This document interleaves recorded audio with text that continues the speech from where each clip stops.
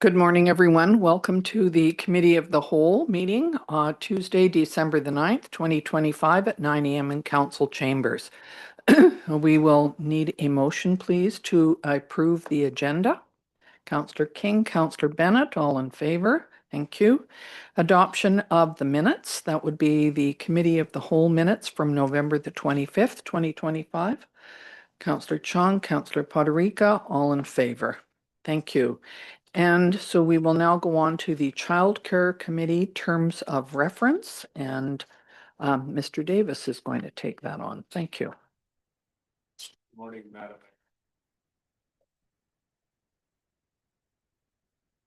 Good morning. Thank you.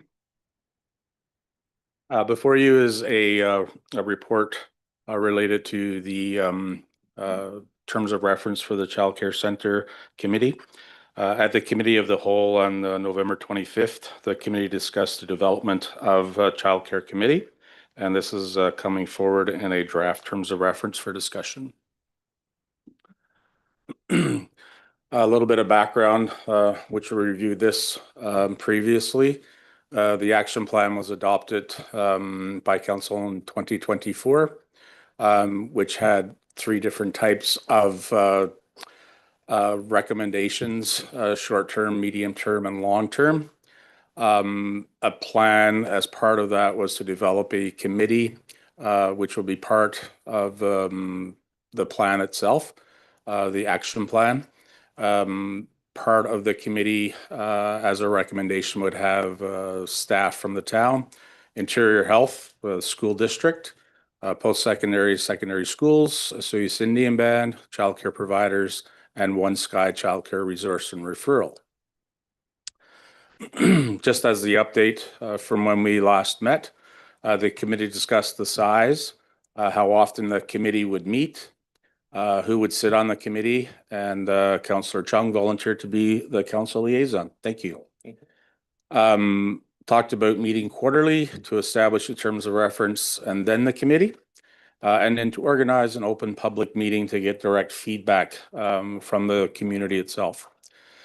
Representatives from the public, in order to have an opportunity to champion the childcare needs in Osoyoos, we would need background in childcare and would need to be appointed by council. And council may not wish to have these exact members from the public and just the listed individuals from the preferred organizations as part of the committee. The Child Care Action Plan Committee would include a member of council. It would be advisory, would monitor and report to council on a regular basis, preferably quarterly, as was discussed before.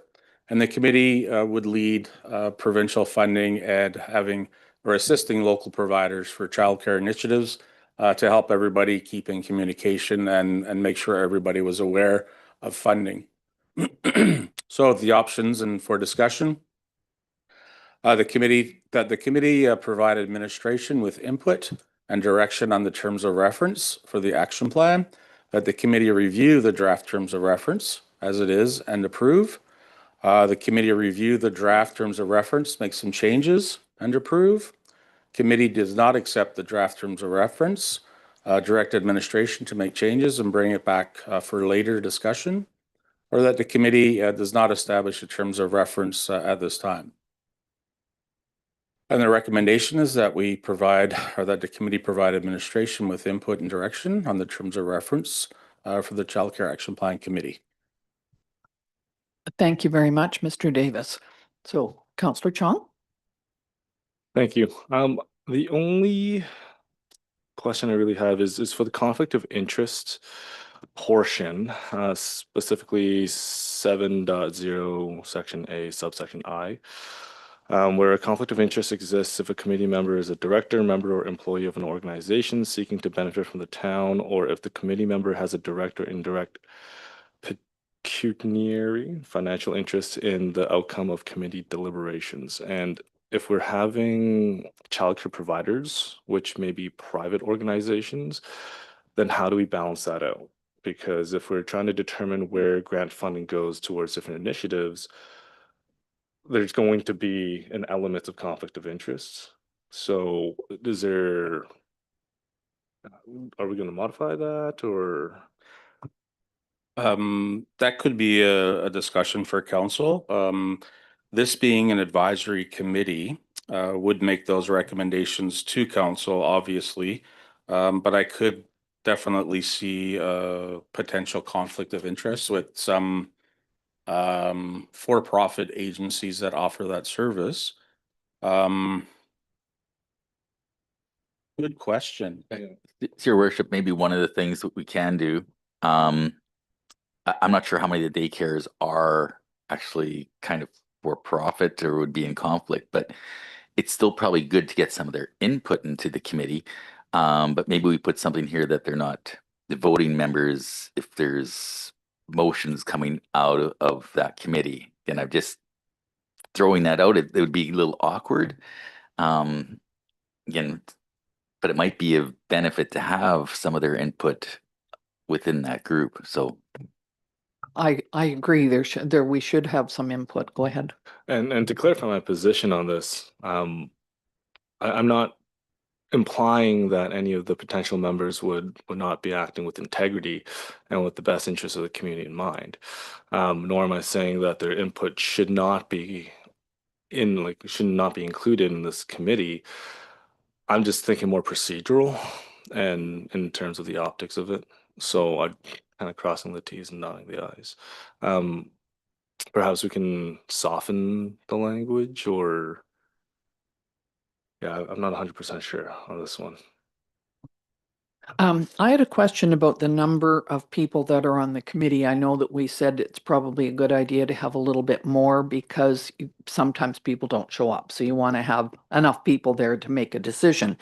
What happens if the group that you've got here, the 7, if somebody from one of those agencies does not? I mean, you've got post-secondary and secondary schools. Are you thinking that there might be one staff member that would come from there, one person, a student, a high school student? I just wasn't sure what that meant. And definitely the one childcare providers, that would be a good thing to maybe have maybe one person who already provides childcare in the community. And I'm not sure that could have something to do with what Councillor Chong said. And then one Sky Childcare Resource and Referral, are they in, do they provide childcare in town, in Osoyoos? And if so, where? I don't know them. Do you know? Yes? They're on Main Street. I think they were beside Bonnie Dunes. They do Yeah. provide Got you. multiple different programs, and they are a nonprofit, to the best of my knowledge. Okay. Yes, Aria has You're spent right. many I've hours there. seen it and I wasn't sure exactly what it was. Okay, fair enough. Thank you. I'm just thinking that I think this is a good list to start with. If we don't get people that qualifying from one of these, would we might then consider opening it up to the public? And I don't know how you would do that, but definitely they'd have to write a letter of qualification. Anybody would, so. So I do think valid questions. I do think like some of our other committees that we do have organized in a similar type fashion. If we were going to ask members of a particular organization to attend, if there were a nonprofit organization that had a board of directors, you would assume somebody like the board, somebody on their board, a volunteer member would probably be involved. We do have people from our school district or who are elected to their positions with the school district to attend some of our meetings in a non-voting manner. Because this committee was going to be truly advisory, anything that came from this committee would be more in the form of information, communication to council. Even though we have a council member on here, it would be just to bring that information to council as a whole, so we can actually understand if there were obviously opportunities for grants, and the town, if the town and a separate entity had their own daycare, that they would be also applying for some funding, and you wouldn't want multiple groups doing that and fighting for the same kind of thing for the same end product. But because this is advisory in nature and we want to get, the biggest thing here is communication. It wouldn't be a recommendation to council per se for monetary funds or how things are happening, but more for the sake of what's each group doing or what resources each group has that could help everybody. So there could be some gray matter in there.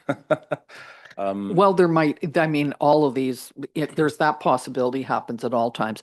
So my thinking is that if we have a look at this today and get questions answered, might you be advertising for this committee fairly soon? Yes, that is Good. correct. Yeah. No, I think that's great. I think the sooner the better, quite frankly. Councillor Thank you, King. Madam Mayor. I guess it's with the childcare providers, because there's more likely 5 or 6 groups in town that provide that. How did you decipher if 2 different groups want to be on the committee? Which one do you choose? Well, I think the way the terms of reference are written, if there was 12 different groups, they could all be part of the committee. We could just take a finite amount and just say 2. Council has the choice to do that. You can say 10, you can say unlimited, whoever wants to be on there per se, but because it's got to have some, you don't want 25 people showing up to a meeting and 22 of them are wanting funding, even though that's not the purpose of it. But yes, council could make that decision to say people, just a representation, and that could be amongst themselves even. If there were 5 different businesses, you would have 2 that would represent all. And I guess just one other question, if that One Sky Childcare, they do have a satellite office here in town, but their main office is not in town. So is that where does that stand? They would just be a resource. They are offering a service with the town of Osoyoos. And what they do is probably not, obviously it is similar, but it is just part of the whole equation. They want to help the town of Osoyoos as a whole fulfill those needs for the Child Care Action Plan. So I certainly think that we get this started, see who applies and see what kind of interest we get. And if we need to, we can contact some of these groups who may think, oh, gee, that doesn't affect me, or maybe we have lots of people. I'm quite interested to see what happens when we do it. Go ahead, Johnny. I'll move option. Which one? Changes. I guess option 1. Yeah. But we did already provide input. Okay, yeah, move option 1.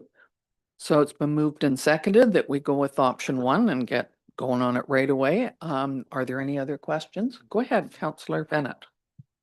Thank you, Madam Mayor. Just a point, Gerald, that in here, when I was going through there, being insurance background, people carrying $2 million of liability, I think because it's children, it'd be at least 5 million. Yep. Because a child gets hurt, that's the courts jump. Just a point. And do they not have to have RCMP? Yes, Yeah. that's That's for part of our everybody. stuff. Perfect, Yeah. good, thanks. Just another option, not to delay the process, but if council is uncertain as to maybe who they want on the committee, we could advertise this, seek input, and see what comes and make necessary changes. Maybe we've missed a great stakeholder or something like that, and so we could maybe do, advertise for people, saying who has interest in childcare within the community or is associated with a childcare provider, see what comes in, and then do a slight amendment or change to this based on that. So that's kind of what I thought we were going to do, put out this advertisement and then see who applies. And then it would come back to council and we'd have a look at that. Is that correct? Okay. Could I just I'm have okay with a that. Yeah, point of sure. clarification? So my intent here was to bring a draft terms of reference, because I would like to have the terms of reference finalized. And then I was going to bring back, at a regular meeting of council, the actual terms of reference based on today's discussion.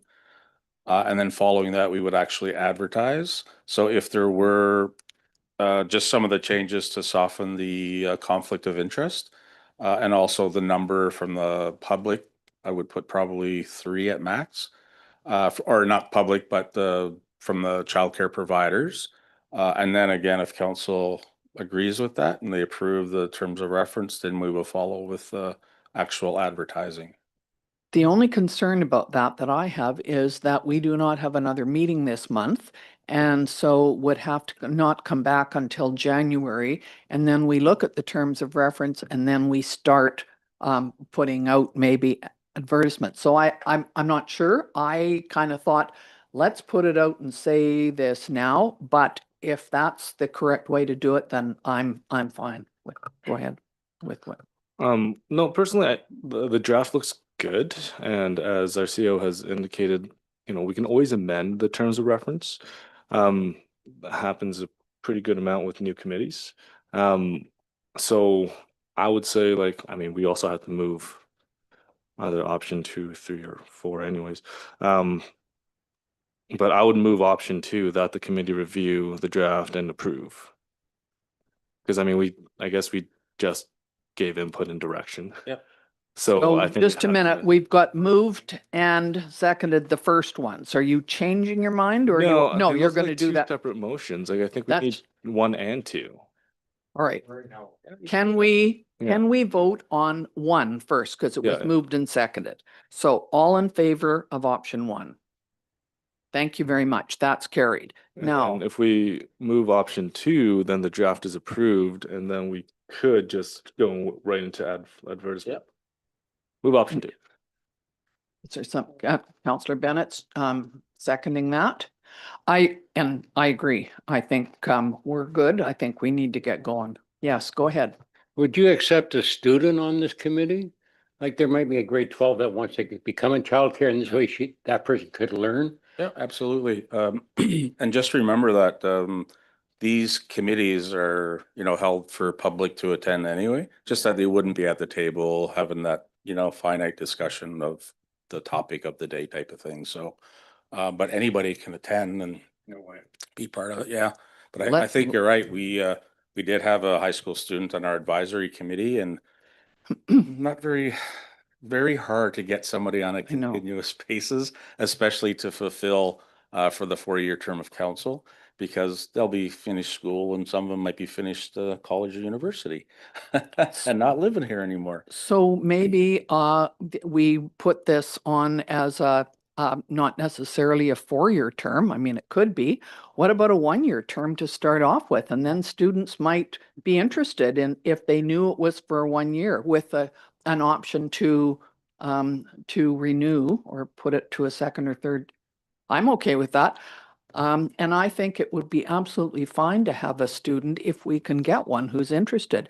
Several councils around the province have a student that is part of council, and that's a difficult thing too. They find it, some works and sometimes it doesn't, but it depends on the ability of the student to attend or, yeah, so it's an option. I'm fine with this. Anybody else? All right, so we've moved and seconded, but we haven't voted. All right, all in favor of option 2? Thank you very much. So are we good? Thank you very much, Mr. Davis. We will now move on to School District 53. Are you doing this one as well? Okay, thank you. Thank you, Madam Mayor. Before you is a report related to the reciprocal use of our facilities with the school district. So we would like to create a joint use arrangement for the use of facilities at the local schools in the town, specifically community services, but not necessarily just community services. Would use at no cost. I think people tend to forget that schools are public facilities as well, and we could hold a public meeting there at any time as well. It is available for that purpose. And then, of course, this will ensure that all public facilities are being offered and used at an affordable price. The background with this is supported through the Community Services Advisory Committee. We had a discussion at our last meeting, who also includes a member or the School District 53 representative. They're quite happy to see this and provided some very good input. It is a common practice to have joint use facilities with municipalities and school districts. A long time ago, and I included this in the report, we drafted an agreement. It was never approved by council or the school district. During that time, we had other discussions related to aquatic centers. I'll leave it at that. Current use of facilities. In the last couple of years, we've spent anywhere from $3,500 to $5,000 annually, us and the school. Sometimes it's a little bit more, sometimes it's a little bit less, but it's in that ballpark. Most of our activities are obviously for recreation use. The school had used it for their lunch program, the commercial kitchen, and they do a number of assemblies, whether it's a parenting day where they meet with their parents or their school play that they're having same time as their budget meeting. Demand for use of facilities is high. So right now, especially with pickleball and a few other groups, our morning classes, the fitness classes are quite popular in the morning, and most of them in the evening are taken up by drop-in sports, which does include pickleball. And the Sun Bowl alternative, a part of this came from having a discussion with two principals at the school.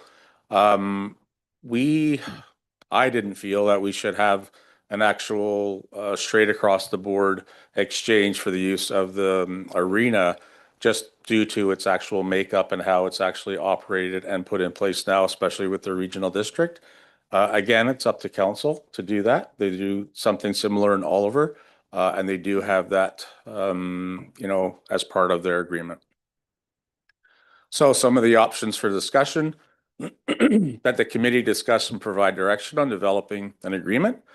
That includes, thank you, Amy, the reciprocal use of the Sonora Center in elementary school as discussed. The committee discuss and provide direction on developing an agreement. That includes the reciprocal use of both schools only. The committee discuss and provide direction in not identifying the facilities that should be included with this description. This agreement.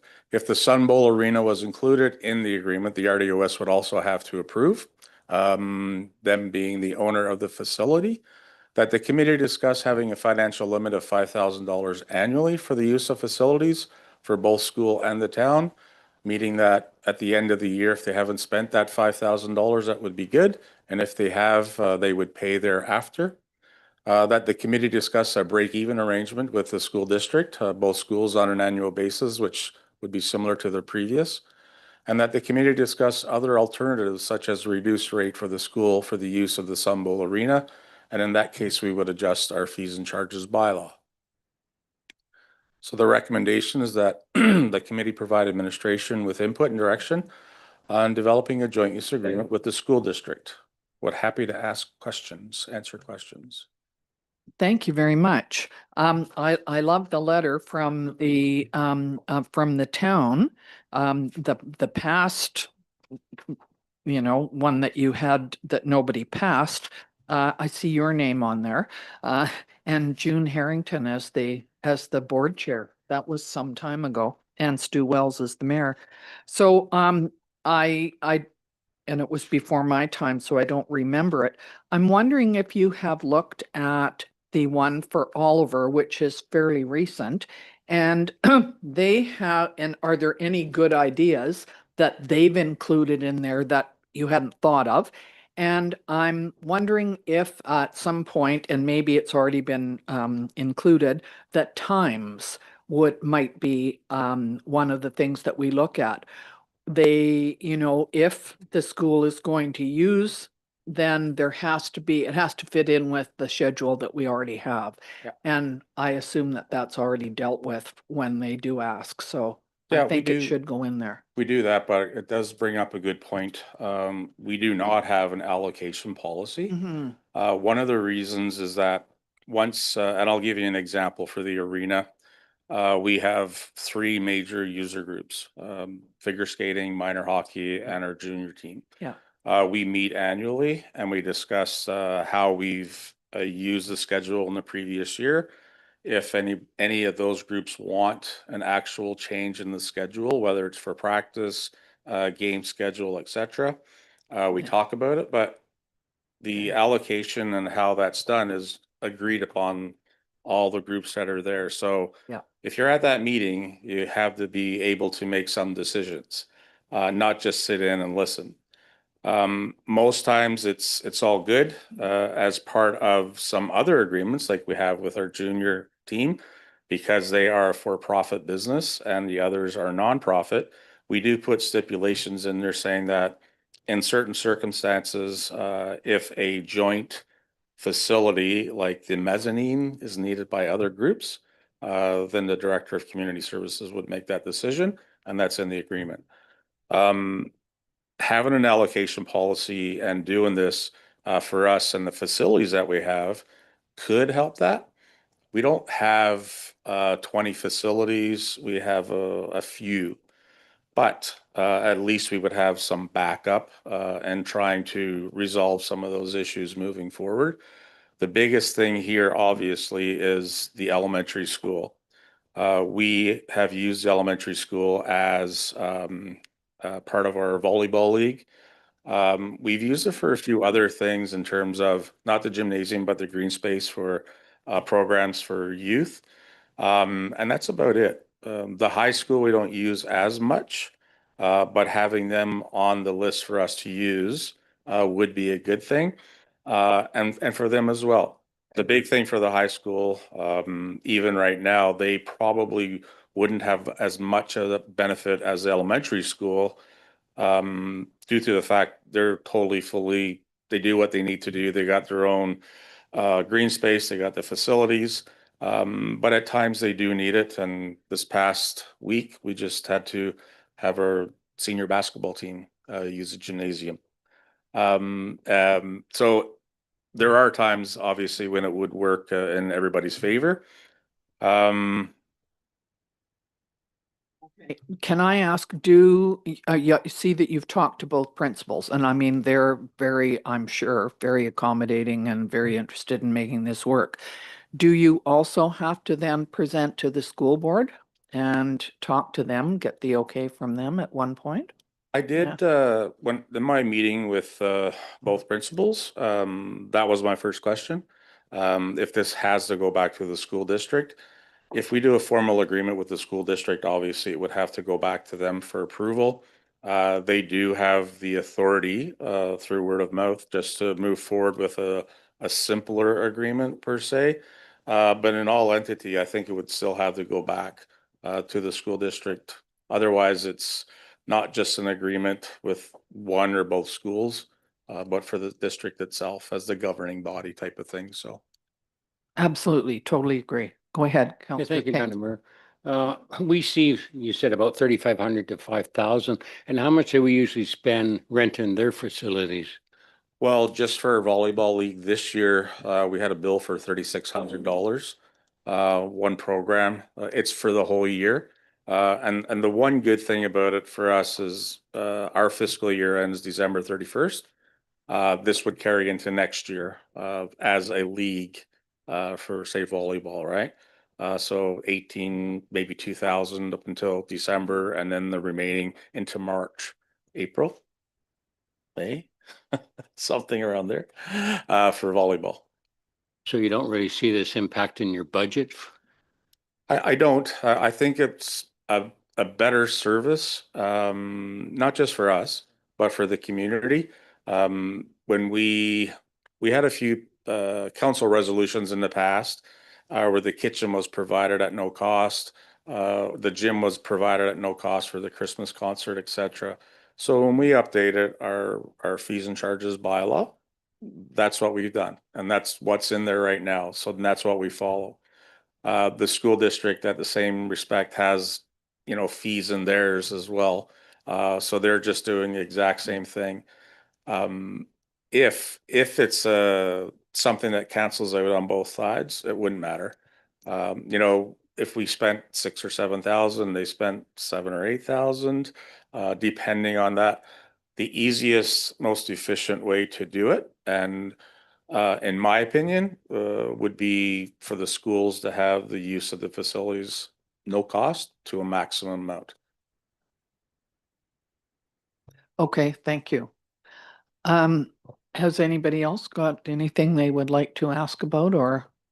Mrs. Keith, do you have anything to say on this as the finance manager? No, at this time, it's no concern as we're following the same process we've had in the past with regards to the fees and charges, so no issues. Thank you. Go ahead, Councillor Thank you, Poderica. Your Worship. Through you, Director Davis.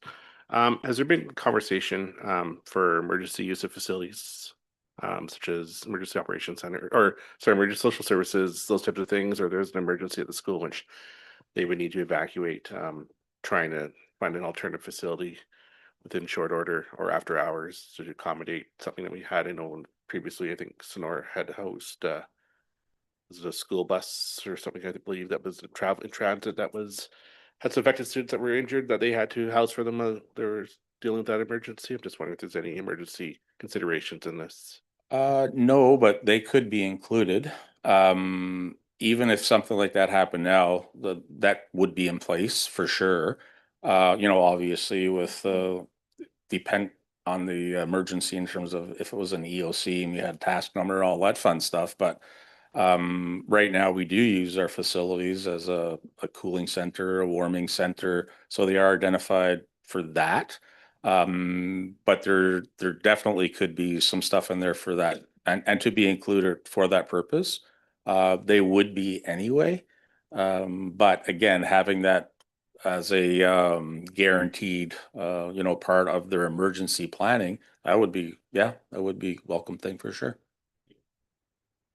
I'm just wondering if groups such as Music in the Park that uses the band shell in inclement weather, and when we had a lot of smoke one summer, they, I think, moved to the Sonora Center. Is that part of the service that we offer, or do they still do that, or how does that work?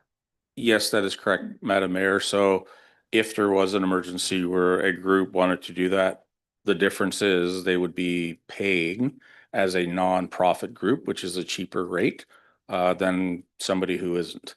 So that wouldn't be part of this at all. This would be just a separate, completely entity. It wouldn't be part of our fees and charges bylaw unless council wanted to have a reduced rate for the use of the Sun Bowl Arena. It would just be an agreement on its own for the school district. Thank you. Go ahead. Thank you. I'm always in favor of trying to limit or reduce costs to parents in terms of extracurricular activities, like the hockey academy and things like that. Is there maybe an appetite where we just, because there's also a huge demand for pickleball, indoor pickleball, especially when weather is like it is right now. Is there a possibility where we can use their gymnasium as well to open up more pickleball courts in lieu of a reduced rate of Sun Bowl Arena and basically kind of call it even in that regard? Thank you for the pickleball question. And I think it's valid because it is amazingly popular. And I think for 10 years, we just discussed this as, is this just a fad? But boy, that fad has sailed.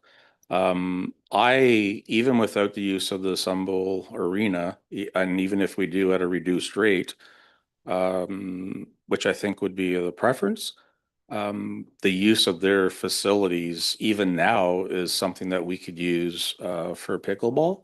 We just would have to pay for it, obviously, now. But if we had that joint use agreement, we would book that according to, the agreement. And yes, we could use that for pickleball and for evening, or for anything else, badminton, Pop Darts. If anybody doesn't know what Pop Darts are, you should check it out. It is amazing. You might see it at a Christmas party. But I think it would be a great thing. Yes, and yes, that would be the expectation that we would use their facility for our programming purposes as well. So instead of collecting that a monetary reduced rate, we just rack up like hours of use of their gymnasium in lieu, and then that way, like on a budgetary perspective, it doesn't impact the parents and think of the children. Yep. So can I ask, do pickleball players pay a fee to their organization or their group in order to have space at our various facilities? The Sonora Center, and I guess they used to use the Desert Park, but that's not usable now. Do they pay a fee to? They that do how they- pay a membership fee. It's nominal. It's $5 or $10, but don't quote me on that.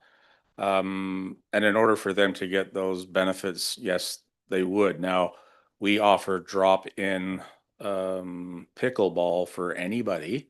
And all we ask is that if you're at a certain level, you would attend that particular, time, based on the requests from the club. But anybody could still, take part in the introductory class or time to sit in. There have been some issues though, however, where somebody might want to use the court on and on and on because he's the best junior player ever, and he won't let anybody else on the court because they're just learning how to hit the ball. But we've had that, and or her, not just him or them, they. So there's also issues like that, but that comes with the territory. If everybody were professional Pop Dart players, I'm really promoting this new game. And there are professional, Pop Dart.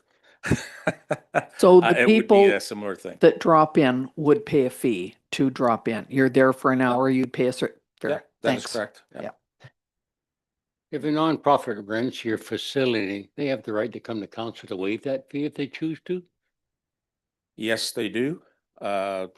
Just like anything else. The only thing that we ask, if that was a request and it came through administration, is that they would show why they couldn't pay for the nominal fee that we charge. So if it was in an emergency situation, that's good. But if it's a very cheap rate, it would be hard to put through, I think, if I was a member of council. So I certainly agree that we should try and streamline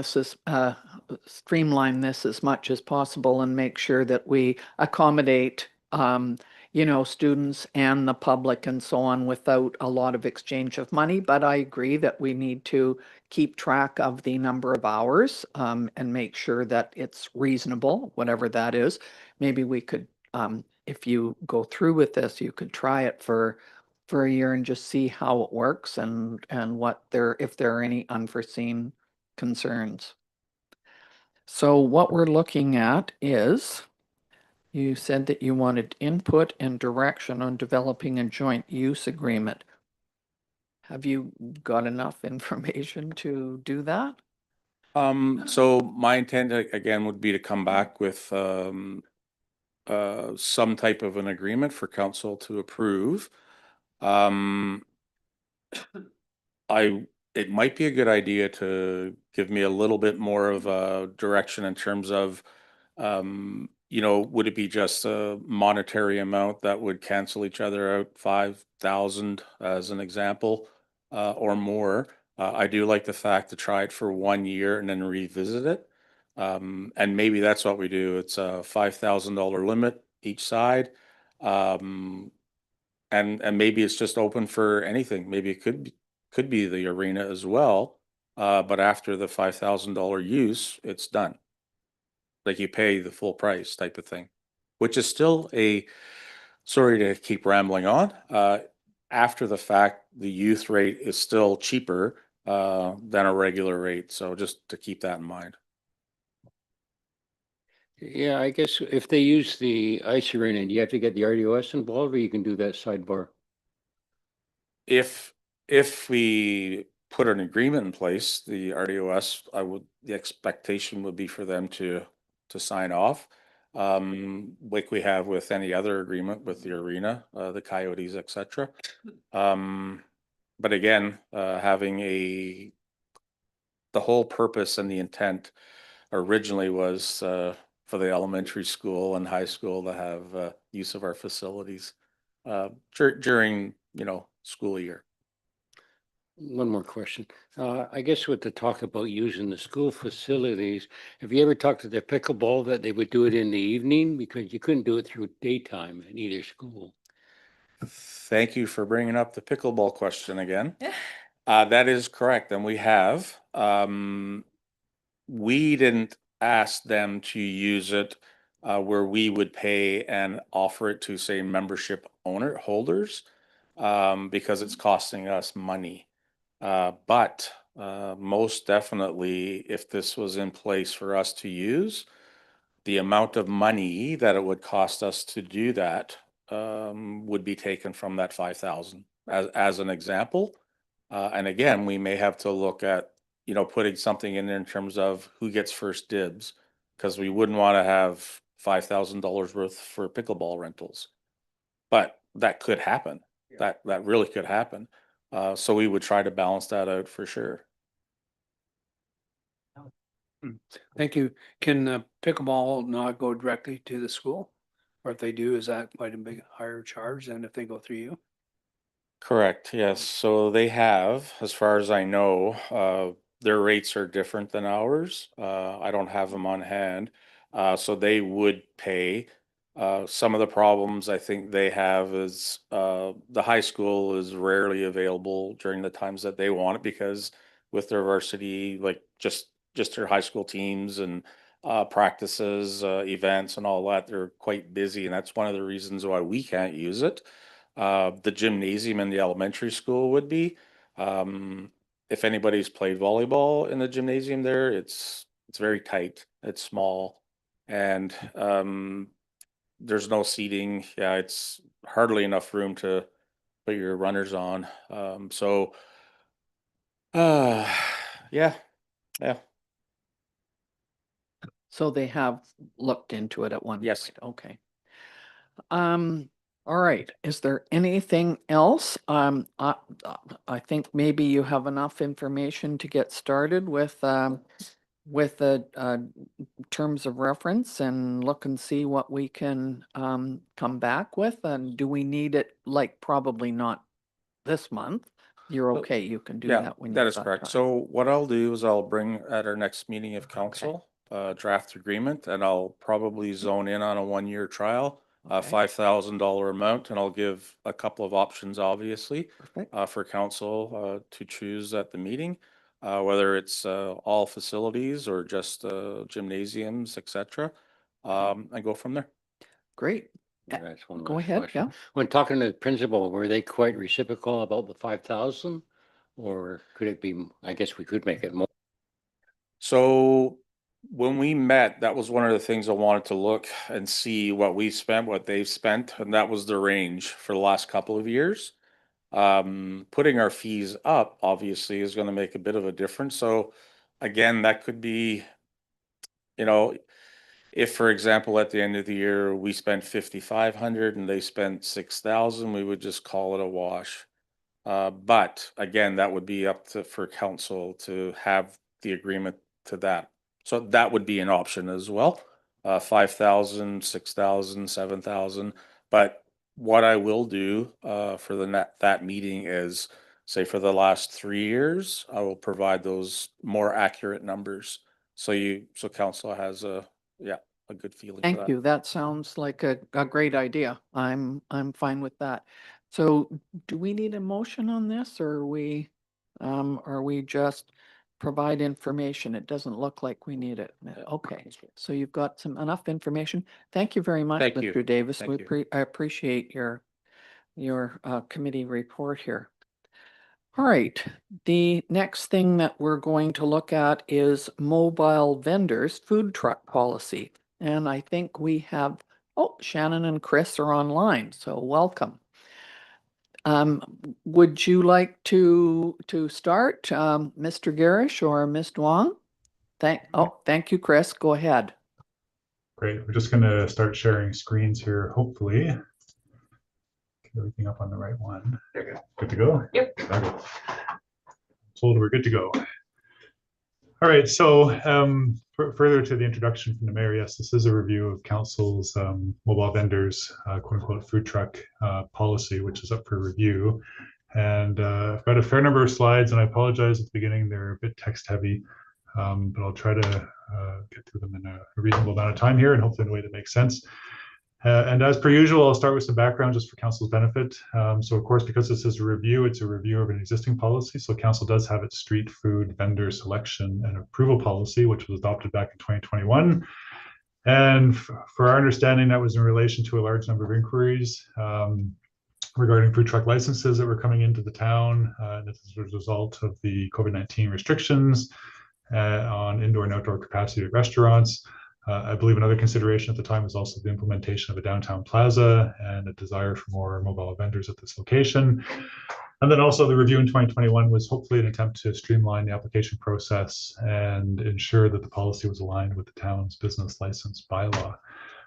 So if council's not familiar, the purpose of the policy was to implement a focused approach to attract and select quality food vendors who can commit to serve the resident and tourist market in a Soyuz. And so the policy then sets out what those people who operate a food truck might have to submit to the town in order to be approved. And so that required health permit, CSA, safety authority certification, insurance, owner's consent. And so in the context of the town, that would be the town's consent if it's on public land, the private property owner if it's on private land, and then obviously all required fees have been submitted to the town.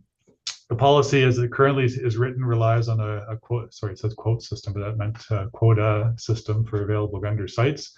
And it sets out various locations with the numbers in the far right column, which is usually one per block or one per parcel. There are some references to two as well. And in relation to town land, that could be either parkland or road reserve. And then because the 2021 review did try to coordinate or align with the business licensing bylaw, there is a reference in the policy to the MAP schedule in the former business license bylaw. And that schedule set it out various parks within the town that could be considered as a location for a mobile vendor. With the repeal of that bylaw, that map no longer exists. So that's one challenge. Which kind of segues into my next slide. So it is considered best practice to review and update formal council policies anytime a major regulatory bylaw review has occurred. And those kind of bylaws, obviously, in this context, are zoning or business licensing bylaws. And so as council is aware, the zoning bylaw was reviewed and completed in 2024. That was a pre-identified project that took on a greater urgency once the province did all the small-scale multi-unit housing amendments. And so in the context of the discussion today, the zoning bylaw did replace what was previously referred to and defined as a portable vending use, and that's now covered under the new definition of mobile vendor. The mobile vendor is permitted, and I've got a range of zones here: town center, commercial, tourist, commercial, industrial parks. It's a lot of zones. The zones that aren't included are the residential zones and the institutional administrative zones. So basically mobile vendors could occur anywhere within the town unless it's a residential or an institutional zoning. Similarly, the following year, this year, the business licensing bylaw was reviewed and completed. And so it's a much simplified version of the previous business licensing bylaw. A lot of the regulations that previously applied to mobile vendor businesses have been removed. And this was on the basis that these regulations weren't necessarily business license criteria, more so they were regulations that related to use of town land and were better addressed by the town through lease agreements with individual operators as opposed to through the business licensing bylaw. And so this policy review is part of updating to address that. And again, just for council's benefit, there was a public survey that was undertaken in March of this year to gauge community, I guess, sentiment around mobile vendors. And so that was distributed in a number of different ways. So all existing business license holders were notified. The survey was also notified on the town website and was also put out through the e-news. I think this was at the same time as we did our vacation rental review. Surprisingly to us, the survey responses to the mobile vendors smoked the vacation rental responses. There were 341 received, which is quite a good response rate. I think we asked people to identify who they were to a degree, I mean, keeping anonymity. 314 identified as residents, 25 were from tourists. I'll just run through some of the responses. This is a summary of what's, I believe, included in your agenda package today. So from our reading of the responses, there was a strong overall support for mobile vendors within the town. A majority endorsed specific high traffic public locations as being appropriate. And I've got some stats there you can see of the total response. 93% indicated support for mobile vendors, only 7% indicated some form of opposition to them. Respondents were asked to identify where in town they supported the siting of mobile vendors. And this is almost a wash. Like, I mean, we have them ranked 1, 2, 3, 4, but you can see, at least certainly in the first 3 responses, they're almost neck and neck in terms of 85th Street Plaza, Pioneer Walkway, and Gyro Beach. Promenade is a little bit lower down at 204 responses, but still pretty close to the top 3 as well. Respondents were also asked to provide other suggested locations that they'd like to see mobile vendors located. So not surprisingly, town parks, Cottonwood, Kinsman, Lion Beach, Lions Park, etc. Near Town Hall was another popular response. And then the last 2 here, I've got asterisks on them because they do refer to privately owned land, but apparently the parking lot at 9129 Main Street was seen to be suitable, and people also like the idea of having them outside of bars, breweries, and wineries. I think I'm winding up on the engagement here. This is the last slide on it, but respondents were finally asked if there were any locations they did not support mobile vendors locating. And even though I've reversed the order here, 76% didn't have any issues with, prohibitions. To the extent that those who did have concerns, it was around existing quote unquote brick and mortar eating establishments, so established restaurants and storefronts, or where the location of the food truck might negatively impact vehicle traffic movements. So a couple of considerations. So switching gears now over to the proposed policy.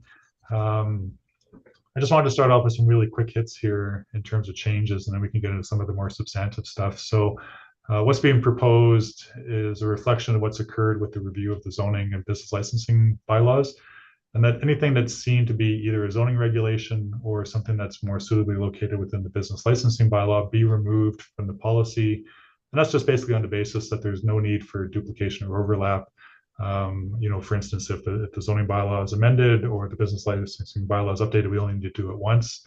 We don't need to revisit the policy and make sure that duplicated or comparable requirements also need to be updated.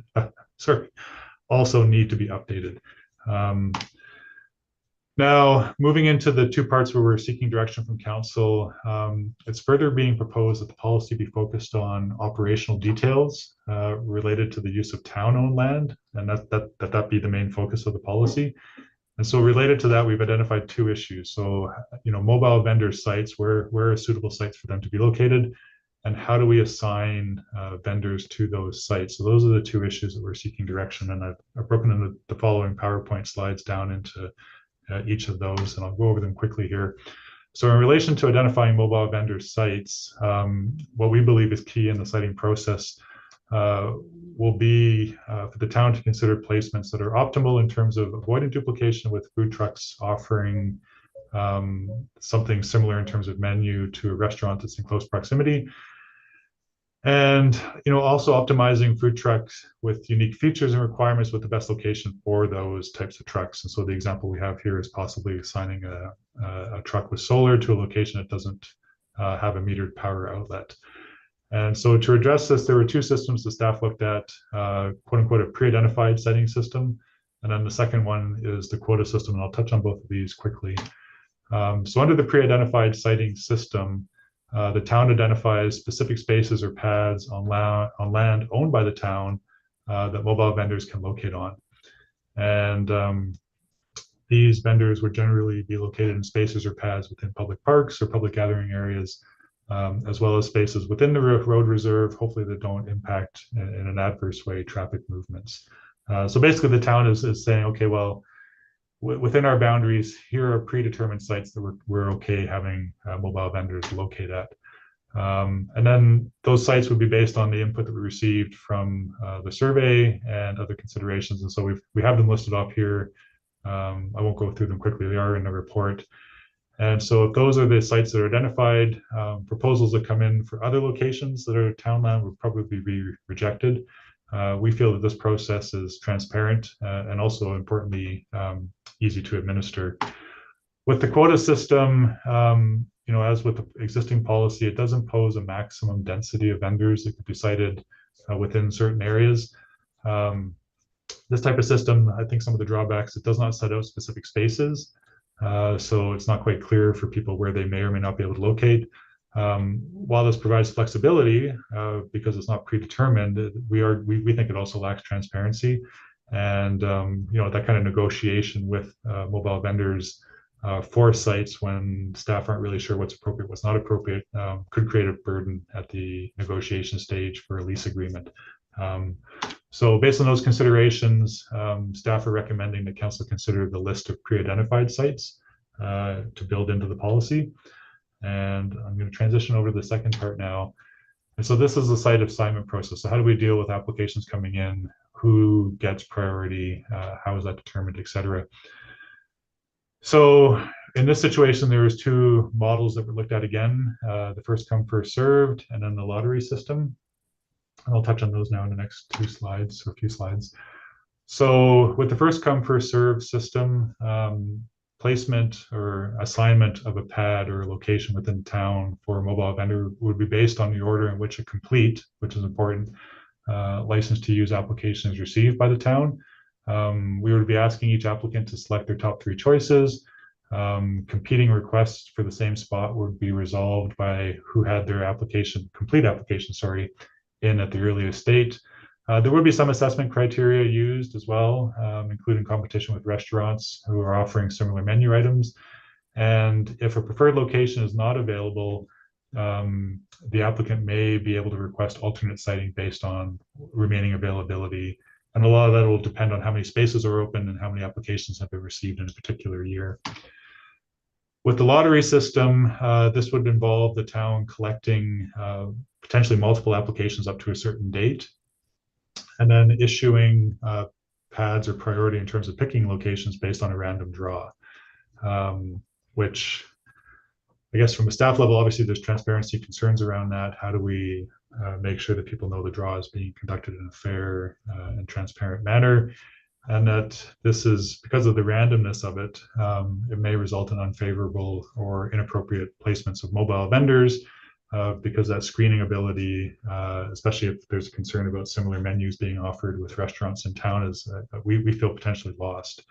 So based on that, the recommendation here that we're putting forward for council to consider is that the policy be updated to include assignment based on a first come, first served basis.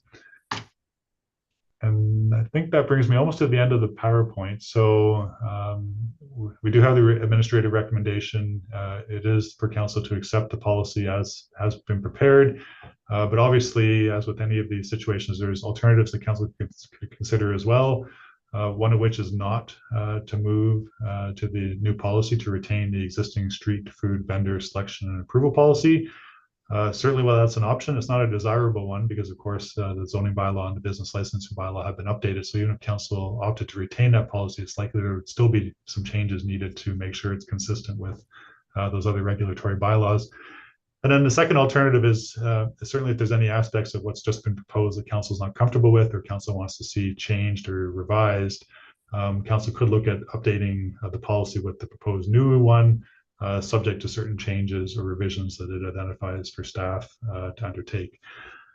So with that, that's the end of my presentation. And I think, if I'm not mistaken, this is a group effort in terms of questions. So I'm happy to try to answer anything I can, but I might also be relying on other town staff to assist. And with that, we'll just stop sharing our screen. Thank you very much, Chris. There's a lot of information on there, and I'm sure there will be some questions. So Councillor Bennett is first. Thank you, Madam Mayor. I'm just wondering, I don't see Desert Park on that list of where you have the 9 vendors. And it seemed to me like Desert Park would be a key area for a vendor up at the racetrack. Could that be included, Chris?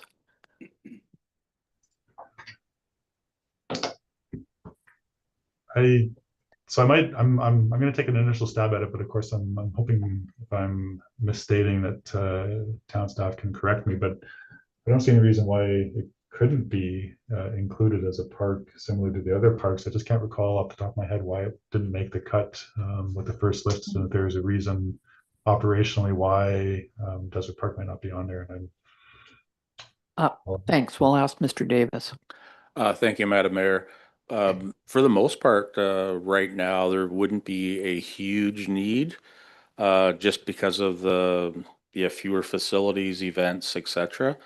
The actual track itself, if it was, at certain times of the year, maybe it might be okay, but as an annual place, it probably wouldn't hurt to put it there, but I don't think it would be high on the radar for any business owners to be there.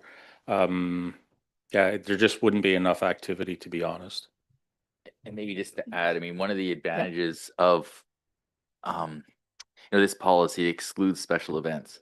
So if there was something to happen up there, like some big event, as part of that special event license, they could request 2, 3, 4 food trucks or whatever it is. So the special events kind of slides over here, and Okay. they have their own rules. And you can, as you see, Canada Day, there's usually 4 or 5 food trucks down on Gyro Park, because that's special event slides over here.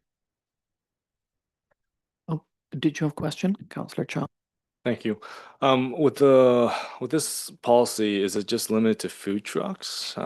Because there has been a growing interest in mobile vendors that are essentially like pop-up equipment rental, like modular locations, and there has been interest in a party in establishing one of those, and potentially in Gyro Beach, offering like paddle boards, life jackets, other water gear, which A, could definitely enhance our safety, and B, I think is a huge value add for certain locations. So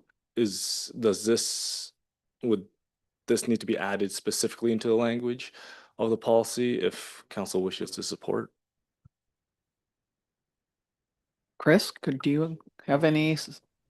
Well, I'm sorry, through the mayor, I'm happy to kick off the response on this one. So from our perspective, I think, and I'm just going by memory here, but with the zoning bylaw update and the transition from the previous use to the mobile vending use, I think we drafted it in a way that it wasn't specific to any particular type of service being offered out of a truck. So from planning's perspective, mobile vending could be food, it could be clothes, it could be sports equipment, it could be anything under the sun. Now, because that applies to private and public land and through the zoning bylaw, that's one approach. But in terms of how the town might want to look at it in terms of making land available, its own land available for lease, I mean, you could certainly put parameters around that through the policy, but I personally feel you might want to, I guess, retain maximum flexibility when looking at options that are coming forward for you to consider. So maybe not limiting mobile vendors in any particular way. I was thinking the same thing, like at special events, there are vendors down at Gyro that sell everything. So I hadn't thought of that, but this one is particular on food vendors, but we could certainly include. Can I just have a question first? Chris, I know that number one on the list is the 85th Street Plaza. That concerns me because, I mean, it's a great location. We want it used. I don't see how a food truck could get in there. So does that mean that they would be on the street beside the plaza, on Main Street? I mean, to me, it doesn't make sense because there's lots of tables in there. There's lots of, I don't think there's an open space for a food vendor to fit in. Has that been looked at? I might need some help from town staff on this one. I guess from our perspective, because I think what we're talking about is potentially town-owned land, but that town-owned land could also be in the form of the road reserve. And if it's road reserve, I mean, when we talk about 85th Street Plaza, I mean, it could be the roads that adjoin it directly, and it's not necessarily within it. But I'm going to defer here because I don't know the capabilities of the plaza itself to accommodate vehicles for vending purposes. And I'll ask Mr. Davis first and then. There was an actual vendor there at one time, and it actually was adjacent to the BMO parking lot, but on the sidewalk. And there is space to do that, and it is very limited, yes. But that's not to say that it couldn't be actually right within the plaza itself as well, because you can move the bollards and you can actually get in there. And how it was actually designed for power hookups, etc., that would be available as well. Thank you. So that could work. Councillor Chong and then Councillor King. And just as a follow-up for 85th Street Plaza, that is technically phase one, right? There is a second phase to that plaza, which, I mean, it's on pause, but if I recall correctly, there were 3 more hookups for mobile vendors in the second phase. Thank you, Madam Mayor. I guess for the 85th Plaza, I think they put a picnic table down now where the vendors used to come in. So that would have to be moved if that was the case. But my other question is on the first come, first serve, is that after you announce people can apply, or could you do it anytime? Mr. Davis?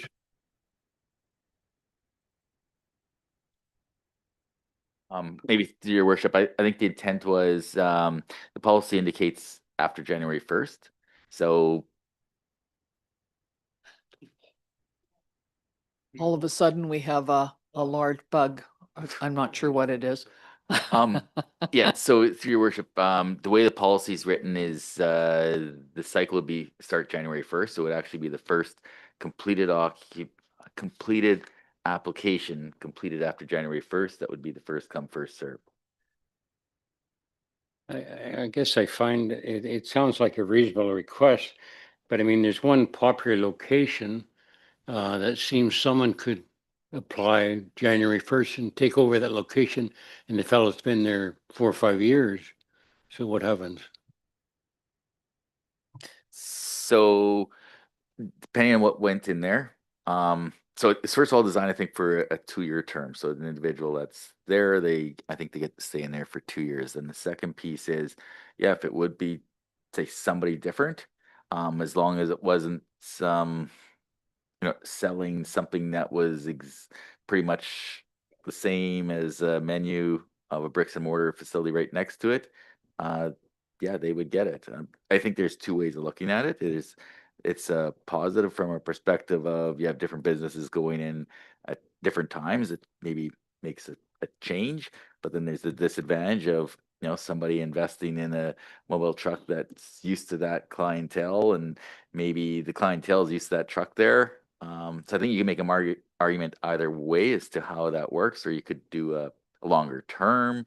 There's lots of different things that council can decide, and that's one of the reasons why we're here today, is to get some feedback, because I don't think there's one answer that's going to satisfy everybody. Just get one more little question, please. When you mentioned Pioneer Walkway, could I actually put a trailer halfway down the walkway? Not where that donut is now by the clock, but on the path, because it says Pioneer Walkway. Go ahead, Gerald. Right now, the identified location would be just where it is, not further up. Just for safety purposes, no access to power and stuff like that. So it would be difficult. Okay, but I have a solar unit and this is Pioneer Parkway and I come from out of town. I don't know anything else. I think the locations that would be listed would be identified right exactly where they would be, yes. Can I ask if there's some people, and I've seen this happen, depending on the weather, they might sign up, and usually it's been for 3 or 4 months. And so they're there, and then they think, okay, this is not working for me, and they leave. Is there a possibility to shuffle things around or allow someone else in there at a later time if the other vendor decides? And I see that lots of vendors that I see around town go to special events as well. In other words, they don't stay in the location which they've paid for. They will go other places. Is that considered appropriate as well? Chris, what do you think? Sure. So the policy speaks to, of course, having those exceptions for special events. So that's not an issue from our perspective. In terms of, let's say, if a space were to become available later, the policy does speak to latecomer applications and how those may be accepted after that March 1st kind of deadline to submit applications. It's just really, yeah, if there are spaces available, people can apply for them. Okay, thank you. So if you decide on January the 1st that you want to apply to be a mobile vendor, but you really only want it for, June, July, and August, are you required to, in order to take the space, pay for it for the entire year? Is that what the idea is?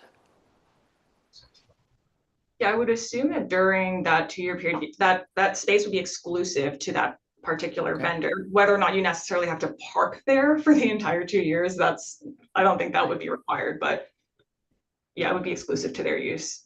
Okay, because there are certain vendors that I can see, somebody like that would have lemonade or ice cream would likely only want to be there for a much shorter time than certainly not for a year. So I just think there maybe that's included in it and people would then apply based on that. Thanks. Do you have some? Thank you. In terms of the site assignment process, is there a way to include more of an RFP style assessment criteria, just A, for transparency, and B, like, when first come, first serve, it is the easiest way because, I mean, there's timestamps to all applications, but at the same time, we want to ensure that the vendors are a value add to the community, right? So I don't want to miss out on higher quality vendors or maybe like even more local vendors because we do want to support our local economy as well. So are there considerations to add maybe point totals to certain qualities that might bring them up higher in the selection process? Yeah.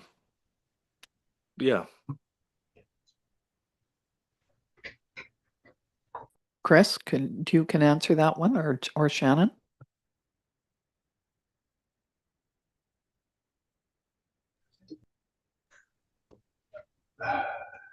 Sorry, we're quickly brainstorming here. I think we're drawing a blank because we haven't gone that far down. I mean, to us, that's the next step after the policy is adopted, is then to create the administrative forms, tools, assessments, et cetera, that we need to then administer the policy.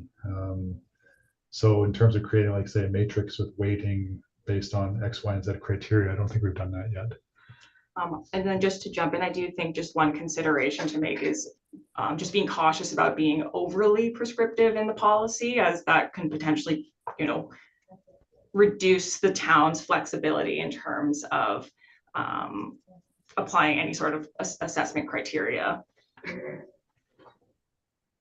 Thank you. Councillor Poderica? No, thank you, Worship, and through you to Ms. Strong, Mr. Garish. Kind of echoing on the last two comments by Councillor Chung and the mayor. Something else, possibly, you know, as much as first come first serve, is making sure though that we're getting some length in these applications. You know, I think we should be fairly favorable to someone who may want to be considered 4 months versus 6 weeks. Especially in these key locations. I'd hate to give up a key location and that vendor decides to start July 1st and pack up August 15th when the smoke rolls in.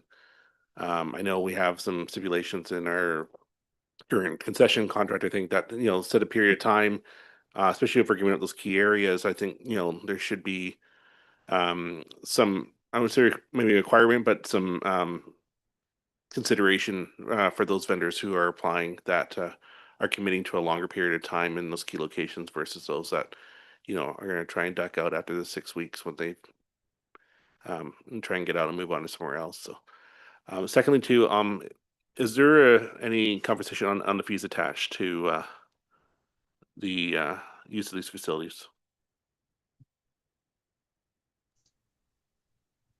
Was through the mayor, we're going to defer to town staff on that one because I mean, to us, that's part of the lease agreement negotiations the town undertakes with individual operators, regardless, not just mobile food vendors, but anybody looking to use town land. I'm not sure what your rates are for that. Mr. Isling, do you have an answer for that, or is it something we need to look at, or? So if I understand the question correctly, you're asking about the potential leases and utilities. So when we do sign off on a license that requires them to do certain things. If we move to, I guess, an RFP process, I think what you're getting to. I'm just curious, no, what are the fees like currently, maybe even currently don't, what are their proposed fees or current fees with regards to the occupancy of those spaces? Oh, I think the fee for a food truck is around $750. Okay, that's what I was trying to find, and yeah. $750 per year or per what is that length of time? Season? Season. Oh, Like the okay. Just one, yeah, so March 15th to September 15th seems to make sense. Okay. okay, I just want to make sure that we're given now that we've added some additional spaces with power and utilities and servicing agreements, that hopefully we've factored that cost into whether or not we're, you know, we're where we should be and, you know, be competitive within the region. So I think the fee is the $750, but on top of that, if there is power there, we charge an additional fee for the power. So a lot of the areas that food trucks are permitted actually have a meter on them, and so that's an additional cost. Can I ask about power and sewer? Is that involved in food trucks, or do we, I mean, some places would obviously need water in there, but how do they deal with that on town land? Well, the big part is the power. And so a lot of the sites do have power hookup, and when they enter into the agreement, now we keep track of the meter readings and are able to actually bill them our exact costs. And it's maybe we get a complimentary addition to my comment. No, I just want to add to that in order to have an actual viable business through Interior Health to get licensed, you need to have like water on site for washing and stuff like that, especially the servers. So then it's up to the food truck people how they dispose of that and refill. That's okay. So that's part of the application. Fair enough. Thank you. Is there anything else that anybody has? Go ahead, Councillor. Yeah, I'm sorry. Thank you. I think you, and I wasn't quite sure in the actual answer with regards to mobile vendors in addition. to food vendors, this does cover those as well, or just specifically food vendors?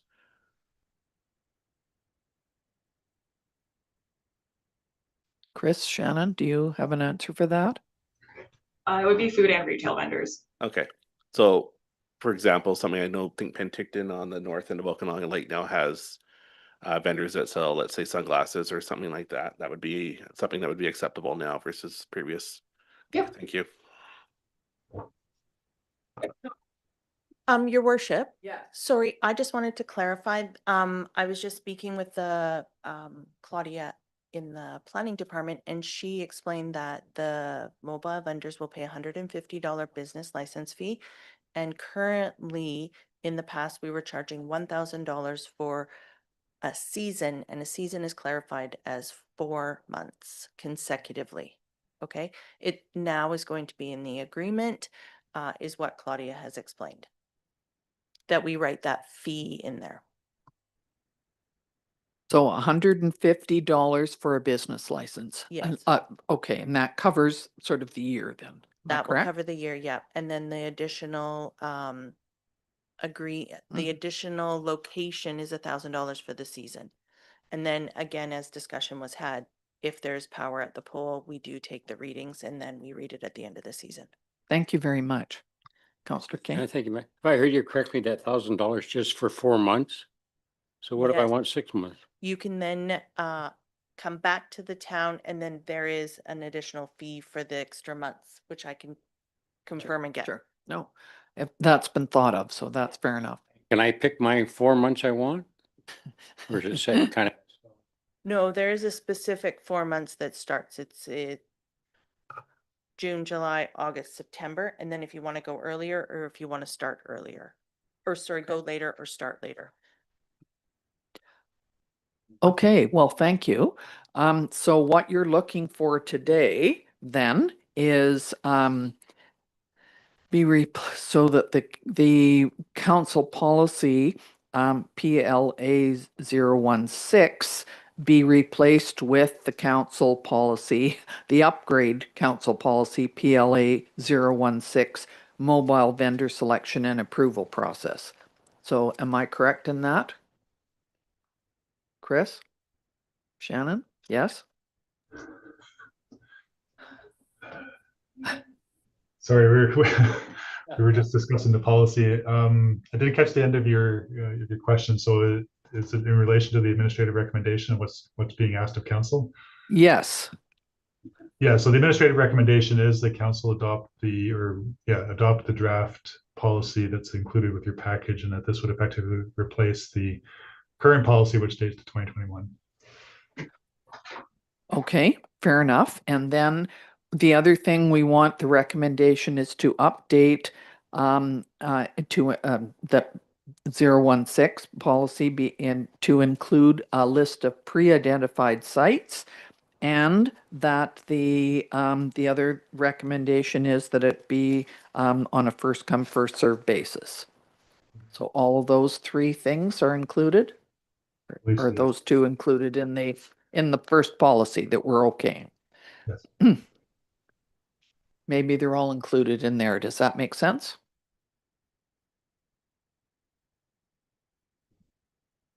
Yes, they are included in the policy. Okay. The items that are identified in the presentation Okay, and the recommendations are embedded in Yep. the policy. So other comments that were out there Okay. are not. So if there's a proposed change or additional type stuff, we should do that. so is there anybody that wants to make an adjustment to this policy before we? Okay, your questions are answered. Are you okay with it? It seems like it's included in there, so I'm okay with it. Yeah, so what will happen is that this will come back and this new updated policy then will come back to council. Is that correct? Go ahead. Kind of just following up on my RFP style question, you had answered that you haven't gone down the path of more the administrative minutia of it. Is that required to be in the policy itself, or is that more like staff and procedure, and we don't need to have that brought forward in policy. That's more procedural. So that will be the next step that Chris and Shannon are going to be working on. Yep. Point of clarity. The definition of mobile vendor as a vehicle intended to be moved from location to location for the purpose of offering for sale food or retail products. That maintains as the definition of mobile vendor. That doesn't change in the policy. Okay, so we're not going to Okay. have, this doesn't open the gates for people hawking sunglasses walking on the beach, like in Mexico. Excellent. Good. Just want to clarify. Okay, so if we're okay with that, is there somebody who would like, Question Sorry? first. I sorry? guess just to get clarity on your option one, it just mentions street food vendors. And I guess we've had some conversation about selling sunglasses or whatever. So should it be slash something besides just food vendors? Because it really sticks out. I'm thinking food only when I read this. In the option, it's replacing the street vendor with mobile vendor select. Oh, okay. Yeah. But I'll move option 1. Thank you very much. Is there a seconder? Counselor Bennett.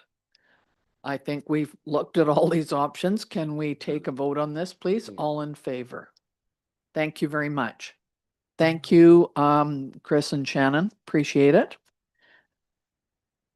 All right, we're going to move on to the next committee report, and this would be on agricultural land reserve block exclusion, and it's Ms. Duong. Yes, and I do have a presentation to go along with this one.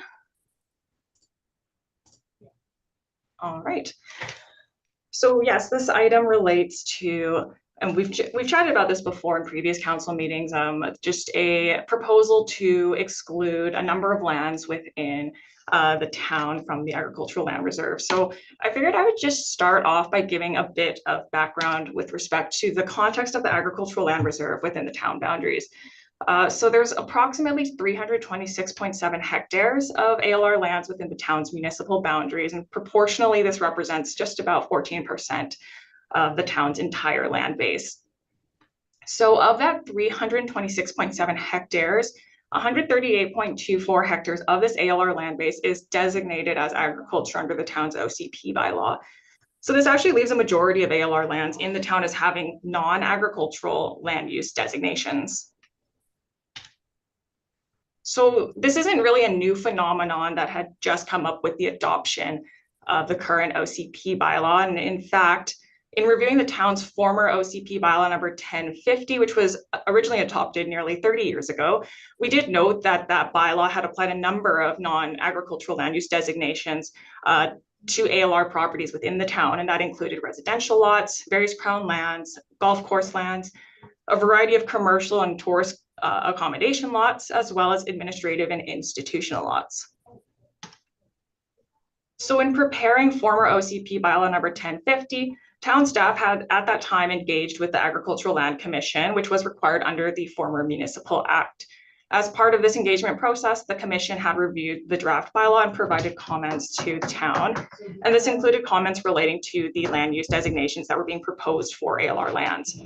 So by way of ALC Resolution 799-96, the commission had consented to the proposed non-agricultural land use designations to apply to various ALR parcels that historically weren't being used for agricultural purposes.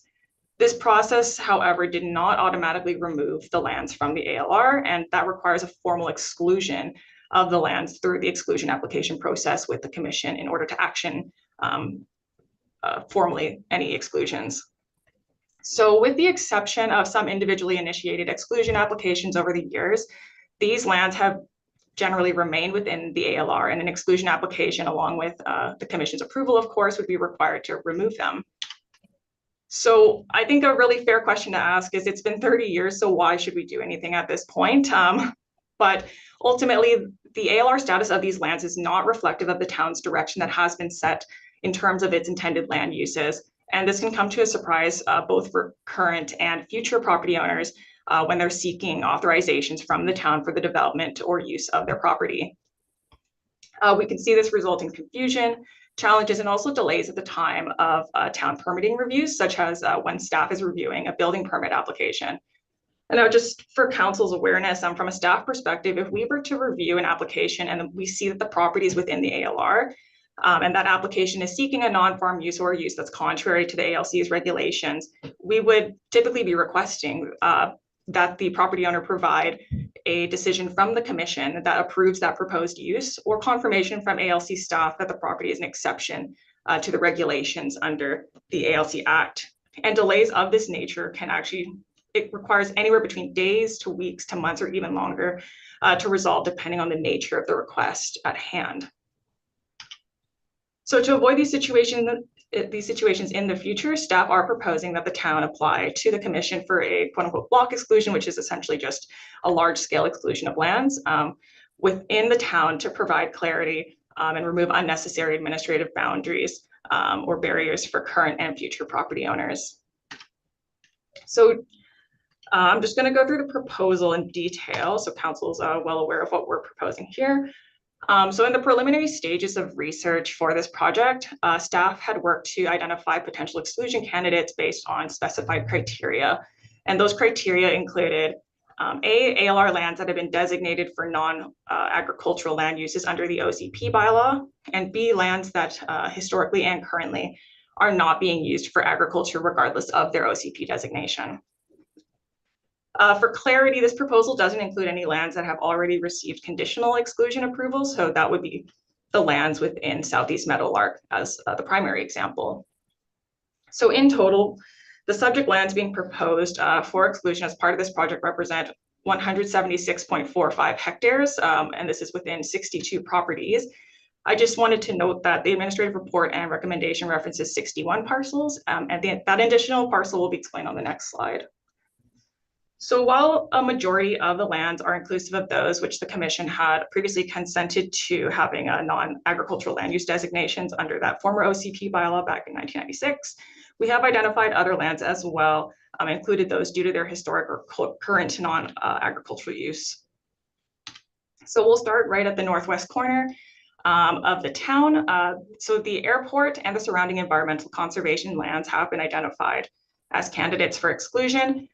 So the most northwest parcel that's shown in green on this slide was missed in our staff report as being an exclusion candidate, but we are recommending that this also be included for exclusion, considering its non-agricultural land use designation. So as we move further south along the western boundary of the town, we are also proposing to exclude an auto yard on Meadowlark Drive, as well as the golf course lands, which still remain in the ALR. And also a portion of the West Bench Complex parking lot within the reserve. And lastly, lands that contain the municipal boundaries, which I understand to be associated with the sewage lagoons in town. And then right at the furthest southwest corner of the town boundaries, there are crown lands within the West Bench, which are intended for environmental conservation purposes, and these are proposed to be excluded as well. Now, moving back up towards the north end of town at the intersection of Highway 97 and Highway 3, proposed exclusion candidates include properties containing the Co-op gas station, the Asius Visitor Center, and tourist accommodations and restaurant parcel, being the Westridge Motor Inn and the Sunridge Restaurant. As we move further south along Highway 97, 97th Street, candidates also include properties that contain a bowling alley and fitness center, lots containing low-density residential development, lots containing a manufactured home park and tourist accommodations, and that is the Boundary Motel. Moving even further south, we have exclusion candidates that include a church that is located on 97th Street and several lots with low-density residential development on 32nd Avenue. Now, making our way to the east side of town, properties proposed for exclusion include the Fortis BC property on Cottonwood Drive, as well as a number of low-density residential lots on Cottonwood Drive, Maple Drive, and Cedar Lane. As we move through Lakeshore Drive, we've identified potential exclusion candidates being a cluster of low-density residential lots and their associated lakefronts, which do abut, I believe, a couple agricultural parcels of winery. And then along the eastern stretch of Lakeshore Drive, there are a number of tourist commercial properties that have been identified for exclusion, including the Lakeshore Villas Resort residential property and the vacant lot to the north, as well as a low-density residential lot on 44th Avenue. On the south end of Lakeshore Drive, there is another cluster of low-density residential lots and a lot that has historically been used as a campground. And I think this is the last slide with this exclusion candidates. This part of town includes another campground, which is the Oasis RV Park. There is another resort residential lot as well, being the Las Ventanas El Paraíso lot, and an additional low-density residential lots as well. So moving into considerations then, in assessing this proposal, council may wish to consider a number of factors, the first of which being existing policies, which the town has set out in its current OCP bylaw number 1375. The OCP bylaw does support the ALC's mandate to preserve agricultural land and encourage farming within the ALR, and it also supports the use of land designated as agriculture for agricultural purposes. Now, while the OCP generally discourages the exclusions of land from the ALR, there are certain circumstances where exclusions are supported, specifically being where transportation connections are required, and for those ALR parcels which are less than 2 acres in size, that are being used for non-farm purposes and were created before the establishment of the ALR. We do acknowledge that the proposal is not clearly consistent with either of those 2 criteria for exclusion support, but some parcels may fall within the less than 2 acres criterion, depending on when those titles were created. I think that being said, though, the proposed exclusion would be in line with the non-agricultural designations that currently apply to the properties. As previously mentioned, the subject properties have non-agricultural land use designations under the OCP bylaw and or have historically not been used for agricultural purposes. So I've included some pretty, I think, stark examples. Again, as I mentioned, the Ridge property, the Oasis RV Park, as well as Lakeshore Villas, which are clearly fully developed out for non-agricultural purposes. And ultimately, we do find that the historical and existing development and use of these properties make it highly unlikely for the lands to be reverted to agricultural use in the future.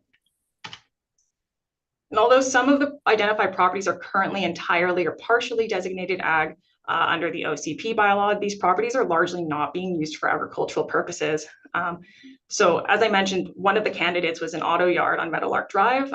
That is actually both zoned and designated for agricultural use, but in doing a review of the written records, the auto yard appears to have been in existence for at least 30 years. So at the time in which the commission had previously reviewed the former OCP bylaws in the mid to late 90s. Another example is the Assiduous Baptist Church, which is on 97th Street. That is partially designated and zoned for agriculture. And it appears to have some agricultural use right on the back end of the property, which is zoned and designated agriculture. If excluded, the property would still be able to be used for agriculture on that portion of the lot. So just kind of with these examples in mind and the comments previously provided, we do find the properties that we've listed to be suitable candidates for exclusion.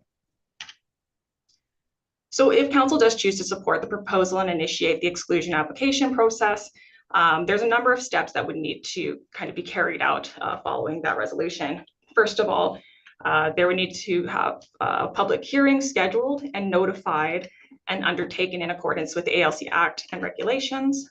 Following the public hearing, the item would return back to council to consider whether or not to actually submit that application to the ALC at that point. So today's meeting, you're not committing to submitting the application, it's just to move the process forward into the public hearing. Now, if council does resolve to submit that application, staff would be working with the commission to move the application forward. So doing things like attending the exclusion meetings, answering any follow-up requests for information from ALC staff. And ultimately, if the exclusion is approved, there may be conditions set by the commission that need to be met prior to actually actioning that exclusion.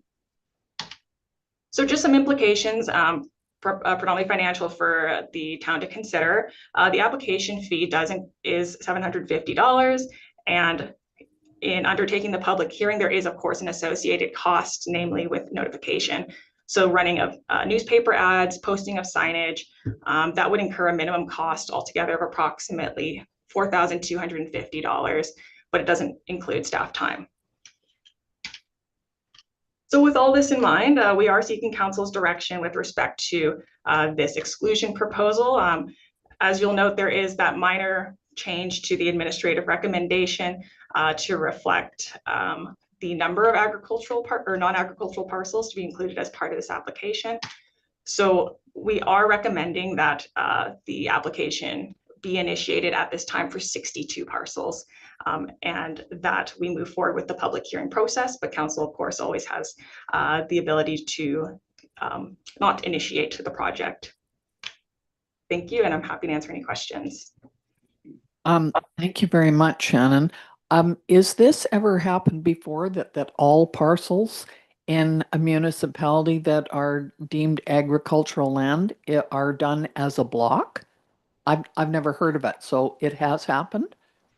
Yes, I would say it's probably quite rare. yeah. And it very likely, I think this type of application typically would have been seen much earlier on. Okay. Yeah, so I would say like seeing these types of applications now is not common. Okay. No, thank you very much. Councillor Poderica. Thank you, Worship. Through you, Mr. Wong. If a subject property wishes not to partake, can they opt out of that process to have to stay as they currently are? Thank you. Mr. Wong, do you know whether that's a possibility?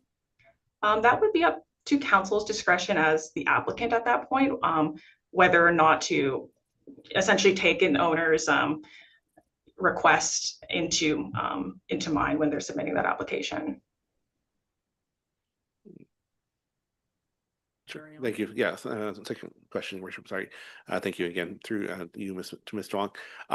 And I guess that those identified party or properties would be notified prior to the public hearing as part of the public hearing notification process. Yes, so we would intend to send out letters to those affected property owners, and then they would also get a follow-up letter with the public hearing notifications once that's all ready to go.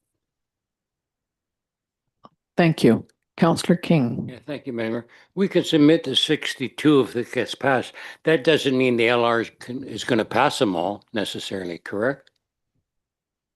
Yes, that's correct. They do have the ability to say no to all of it. They have the ability to say yes to some of it. Yeah.